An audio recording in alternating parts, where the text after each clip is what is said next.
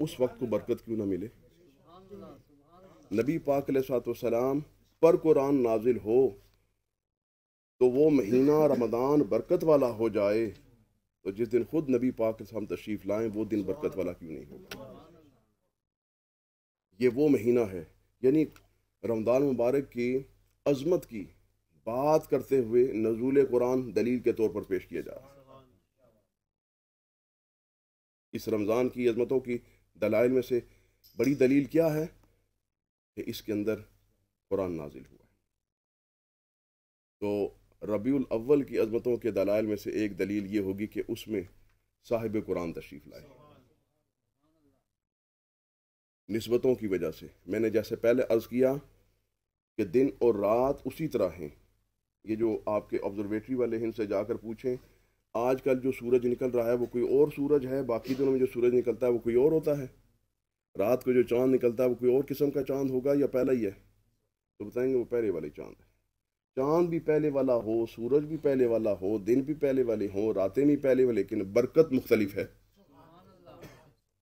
اس لیے آپ نے جو یہ سمجھ لیا ہے کہ یہ بندہ میرے جیسا ہے کیونکہ کھاتا پیتا سوتا جاگتا اٹھتا بیٹھتا میری طرح ہے، آپ نے اس کے ظاہری حلیے کو تو دیکھ لیا، آپ نے نسبت کو کیوں نہیں دیکھا؟ انسان اور دوسرے جانوروں میں فرق کیا ہے؟ جانور وہ بھی زندہ ہیں، انسان بھی زندہ ہے، اس کی بھی آنکھوں سے دیکھنے کا ہی کام کرتا ہے، انسان بھی دیکھنے کا ہی کام کرتا ہے، اس کو بھی ایک قسم کا شعور تو ہے، اگرچہ عقل تعقل اس کو نہیں دیا گیا لیکن شعور تو ادراک تو اس کو ہے، ڈرتا ہے، غصہ کرتا ہے۔ دیکھتے نہیں ہو جانور غصے میں آ جاتے ہیں تو جناب پھر قابو ہی نہیں آتے، وہ غصہ ہی ہوتا ہے، غصہ تم بھی کرتے ہو وہ بھی کرتا ہے، انسان بھی کرتا ہے، جانور بھی کرتا ہے، کھاتا وہ بھی ہے، پیتا وہ بھی ہے، ہضم وہ بھی کرتا ہے، ہضم آپ بھی کرتے ہیں۔ آپ کے ہضم کرنے کے بعد کا جو منظر ہے وہ ٹوائلٹ میں ہوتا ہے، اس کا ویسے ہی ہوتا ہے، سارا کچھ تو نظام ایک ہے۔ فرق کہاں سے پڑا؟ کا ایک نسبت کی وجہ سے۔ وہ نسبت کیا ہے؟ آپ کو اللہ نے عقل عطا کی ہے، ایک نسبت عقل کی وجہ سے، اور جو آپ کی عقل میں بات آتی ہے اللہ تعالیٰ نے آپ کو اس کے اظہار کا ذریعہ عطا فرما دیا، وہ زبان ہے۔ جو کچھ آپ کو سمجھ آتی ہے آپ اس کو ظاہر کر سکتے ہیں، یہ دو باتیں ہیں، لیکن بنیادی تو عقل ہے۔ اس کی وجہ سے آپ باقی جانوروں کے مقابلے میں اتنے عظیم ہو گئے کہ اپنے آپ کو اشرف المخلوقات سمجھتے ہیں۔ انسان سب سے افضل ہے، اشرف ہے، حتیٰ کہ بعض فرشتوں سے بھی انسان آگے نکل جاتا ہے۔ انسان کے طور پر فرشتے سے افضل ہے نا، جانوروں سے بھی افضل ہے۔ آپ سے کوئی پوچھے آپ میں اور جانور میں فرق کیا ہے تو آپ کہیں گے ایک نسبت کا فرق ہے۔ اگر ایک نسبت کا فرق پڑے تو آپ ساروں سے افضل ہو جاتے ہیں۔ اسی طرح آپ سوچئے اور سمجھیے، اللہ کے رسول اور اللہ کے نبی، اللہ نے ان کو نبوت اور رسالت ایک ایسا وصف عطا کیا ہوتا ہے کہ اس ایک وصف کی وجہ سے وہ ساری انسانیت سے مختلف ہوتے ہیں۔ عقل ایک ہی نسبت تھی، کتنے مختلف ہو گئے ہو، کتنے بڑے ہو گئے، کتنا ڈفرنس پیدا ہو گیا۔ تو جس ظرف میں، جس برتن میں اللہ نے اپنی وحی ڈالنی تھی، اس ظرف کے بارے میں ذرا سوچیں نا، اس ظرف کے بارے میں سوچیں، وہ کتنا عظیم ہوگا جو رب کا پیغام لیتا ہے اور پھر ذمہ داری اٹھاتا ہے کہ ساری انسانیت تک یہ بات پہنچانی ہے، جہاں جہاں کا وہ نبی یا رسول بنا کر بھیجا گیا ہوتا ہے وہاں تک اس نے پہنچانا ہے۔ اور ہمارے آقا و مولا صلی اللہ تعالیٰ علیہ وسلم کل کائنات کے رسول، کل کائنات کے نبی ہیں، تو کل کائنات سے افضل بھی ہونا پڑے گا اور کل کائنات کو سبق بھی سکھانا پڑے گا، بتانا پڑے گا۔ اس لیے کسی کی ظاہری صورت دیکھ کر کسی کو اپنے جیسا نہیں سمجھنا چاہیے۔ اگر قرآن مجید فرقان حمید نے یہ ارشاد فرما دیا ہے جیسا کہ ہے، حقیقت ہے، قل انما انا بشر مثلکم، آپ فرما دیجئے کہ میں تمہاری مثل بشر ہوں، تو اس مثل کو برابری کے پر محمول نہیں کرنا چاہیے، اس لیے کہ آگے بھی پڑھ لینا چاہیے، قل انما انا بشر مثلکم یوحا الیہ۔ تم میں سے کتنے بشر ہیں جو یوحا کے مصداق ہیں؟ کتنے انسان ہیں جن پر وحی نازل ہوتی ہے؟ سمجھ رہے؟ بشر تو وہ ہیں، انسان تو وہ ہیں، لیکن انسان کے یوحا الیہ، مجھ پر وہی نازل ہوتی ہے۔ وہی نازل ہونے کے لیے پھر بندے کا مقام رب چن لیتا ہے۔ اگر ہر بندہ نبی جیسا ہوتا تو پھر نبی کی ضرورت کیا تھی، وہ خود اس جیسا ہے۔ سمجھ رہے؟ آپ کبھی غور کریں گے تو آپ کو پتا چلے گا کہ اتنے انسان بیٹھے ہوئے ہیں، ایک انسان دوسرے انسان جیسا نہیں ہے، ایک بندہ دوسرے بندے جیسا نہیں ہے۔ کسی کی عقل کیسی ہے، کسی کی عقل کیسی ہے، کسی کا ویژن کیسا ہے، کسی کا ویژن کیسا ہے۔ کوئی بات سن رہا ہے تو پوری توجہ اور غور کر رہا ہے اور دلائل کو اس کا وزن اٹھا رہا ہے، اور کوئی ہے جو ابھی بھی اپنی دکان میں بیٹھا ہوا ہے، کوئی ہے جو ابھی بھی اپنا حساب کتاب کر رہا ہے۔ ہر انسان تو ایک جیسا ہے۔ جب ایک انسان دوسرے انسان جیسا نہیں ہے تو اپنے آپ کو نبی جیسا کیوں سمجھ لیا ہے؟ سمجھے؟ شہر رمضان الذی انزل فیہ القرآن، یہ وہ ماہ مقدس عظیم مہینہ ہے جس کے اندر قرآن کو نازل کیا گیا، ہدی للناس، ہدی للناس، ہدی للناس، ساری انسانیت کے لیے ہدایت ہے۔ وبینات، اس میں دلائل ہیں۔ والفرقان، اور یہ فرق کرنے والا ہے۔ اب فمن شاہد منکم الشہر، جو بھی اس مہینے کو پائے فلیصم ہو، اس کا روزہ رکھے۔ فلیصم ہو، یہ فعل امر ہے۔ آپ کو پتا ہو کہ جب غائب پر امر لگایا جاتا ہے تو اس کے لیے لام امر لایا جاتا ہے نا،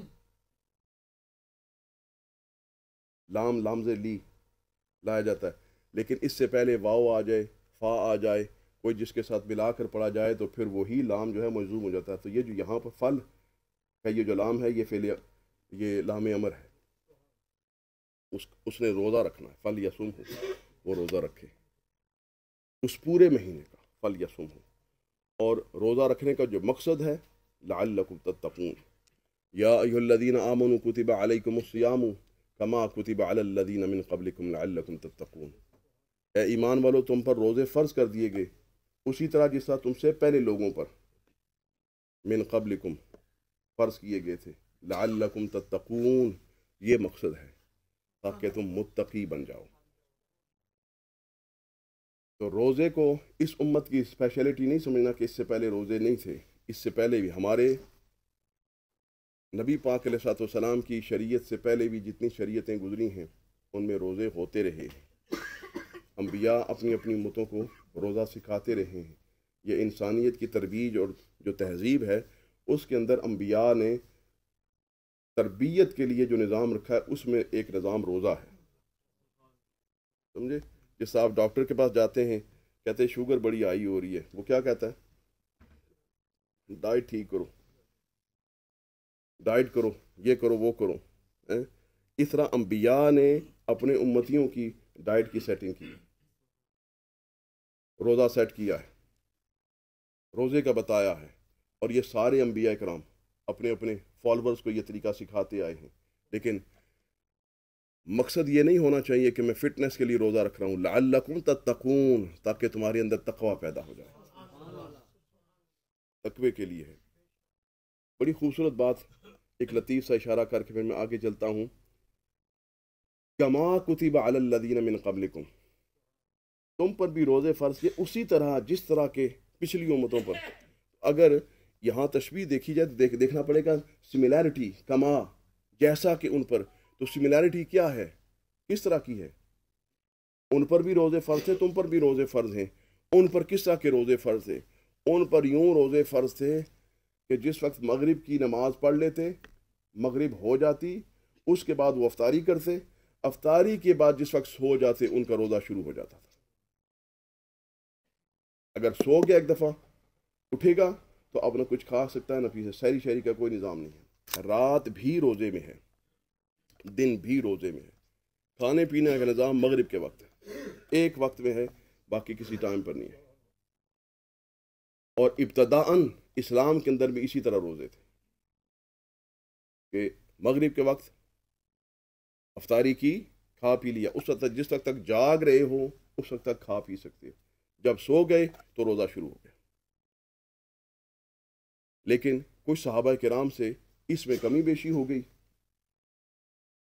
رات کو سونے کے بعد پھر ایسا کام کر لیا جس سے روزہ ٹوٹ جاتا ہے۔ وہ صحابہ صبح کے وقت سرکار کی بارگاہ میں حاضر ہو گئے کہ یا رسول اللہ، ترتیب اور طریقہ تو یہ تھا کہ سونے کے بعد کوئی ایسا فعل نہ کیا جائے جس سے روزہ ٹوٹ جاتا ہے۔ آپ نے پڑھا تھا نا فاسد اور باطل کا فرق، روزہ فاسد ہو جاتا ہے، شروع ہو کر ختم ہو جاتا ہے، روزہ ٹوٹ گیا۔ اب کیا کریں؟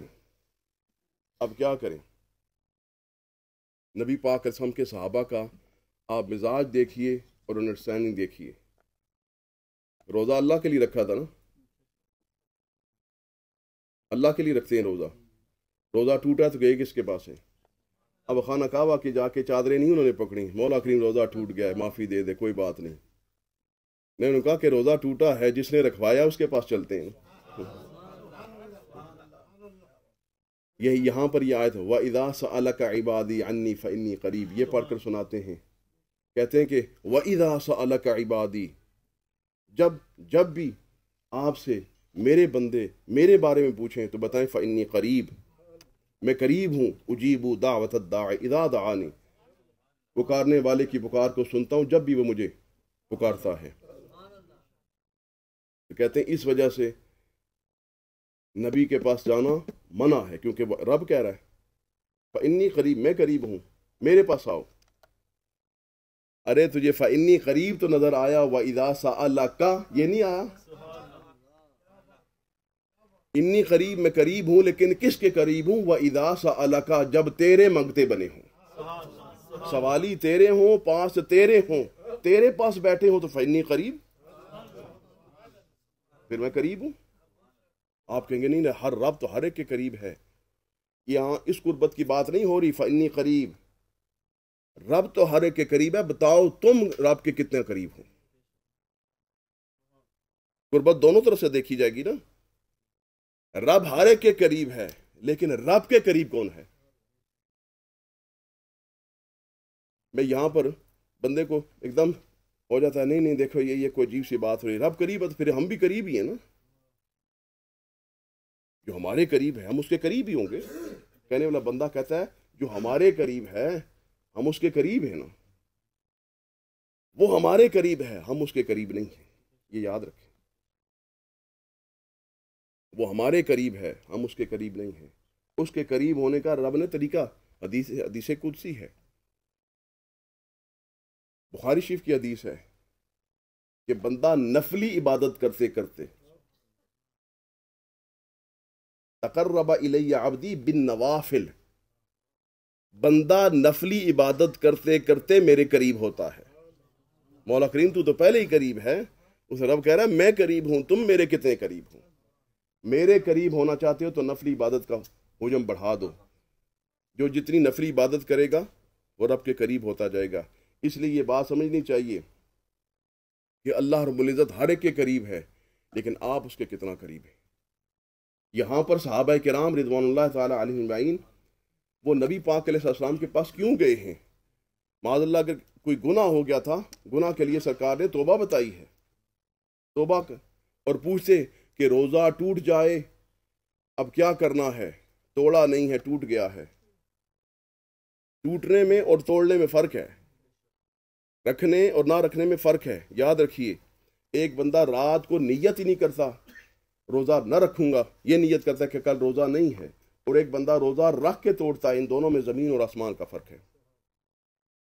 جس نے نیت نہ کی اگلے دن روزہ نہ رکھا اس کی حیثیت اور ہے، جس نے روزہ رکھا اور توڑا اس کی حیثیت اور ہے۔ صحابہ سے ٹوٹ گیا روزہ، آ کر سرکار کی بارگاہ میں عرض پرداز ہوئے کہ یا رسول اللہ بتائیے اب کیا کریں۔ وہ سمجھتے تھے، وہ مانتے تھے کہ ہمارے آقا مولا صلی اللہ علیہ وسلم اللہ کے رسول ہیں، اور بہت ممکن ہے بجائے توبہ کے کوئی اور معاملہ بن جائے۔ نبی پاک صاحب الاولاق صلی اللہ علیہ وسلم نے انتظار فرمایا کہ اس کا کیا حال پیش کیا